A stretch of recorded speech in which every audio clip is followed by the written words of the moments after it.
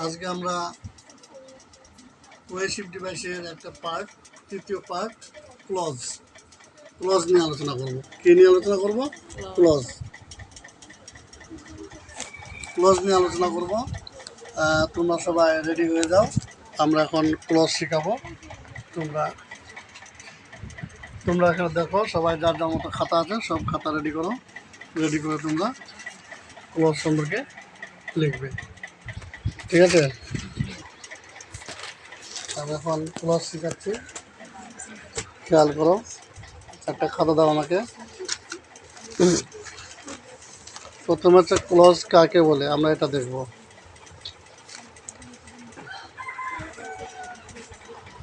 Clause হচ্ছে কয়েকটি শব্দের সমষ্টি, যাতে একটি সাবজেক্ট থাকবে, একটি ভাব অবশ্যই থাকবে। যেমন রাহিম ইজ এ বয়, একটা সাবজেক্ট আর একটা ভাব আছে, তাহলে এটা একটা ক্লজ। বোঝা গেছে? না বুঝো নাই? সবাই বুঝছো? যেমন he eats rice, he eats rice. বলো তো এখানে সাবজেক্ট কোনটা? হি আর ভার্ব হচ্ছে ইটস। তার মানে ক্লজ হচ্ছে কয়েকটি শব্দের সমষ্টি। যেখানে কটা শব্দ আছে? দুইটা, তিনটা, চারটা। এখানে আছে তিনটা, ঠিক আছে? আর কি, যার মধ্যে একটা সাবজেক্ট থাকবে আর একটা ভার্ব থাকবে। এবার ক্লজ হচ্ছে দুই প্রকার। কয় প্রকার? দুই প্রকার। একটা হচ্ছে ইন্ডিপেন্ডেন্ট বা মেইন ক্লজ। ক্লজ উচ্চারণটা কী হবে? ক্লজ, ঠিক আছে? কারণ এই উচ্চারণটা আমাকে যিনি শিখাইছেন কুমিল্লা ইউনিভার্সিটির আমাদের ডক্টর হাবিবুর রহমান স্যার। আমি এটা ক্লাউজ বলতাম, এর ক্লাসগুলোতে মনে আগে বলছি মনে হয়, তবে উচ্চারণটা হবে ক্লজ।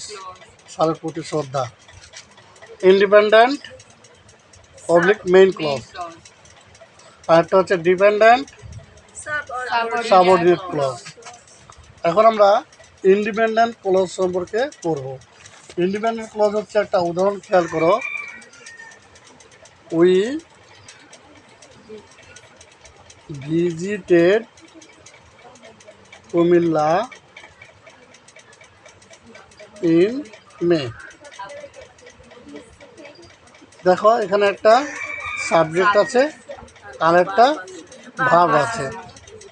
তাহলে একটি সাবজেক্ট ও একটি ভার্বযুক্ত ক্লজকে ইন্ডিপেন্ডেন্ট ক্লজ বলে। আর দুটো সমান ইন্ডিপেন্ডেন্ট ক্লজকে যুক্ত করার জন্য ফ্যান ভয়েস এর আগে একটি কমা দিতে হয়। ভালো করে বুঝে নাও কীরকম। যেমন Nitu is a ton girl. Nitu is a beautiful girl. এখন যদি আমি এটাকে ক্লজ দিয়ে মানে ফ্যান ভয়েস দিয়ে যুক্ত করতে চাই, ফ্যান ভয়েস দিয়ে যুক্ত করতে হলে আমাকে লিখতে হবে নিতু ইজ এ টল, তারপর একটা কমা দিতে হবে, গার্লটা বাদ, অ্যান্ড এ বিউটিফুল গার্ল। তাহলে লিখবো কেমন আমি দেখো তো। নিতু ইজ এ টল, এখানে কি হবে? একটা কমা, অ্যান্ড এ বিউটিফুল গার্ল। তাহলে এটাই বলতেছে। যেমন এখানে আছে দেখো, we visited Comilla in June, he eats, ঠিক আছে? এখন দেখো আমি এখানে কি বলেছিলাম, দুটো সমান ইন্ডিপেন্ডেন্ট ক্লজকে যুক্ত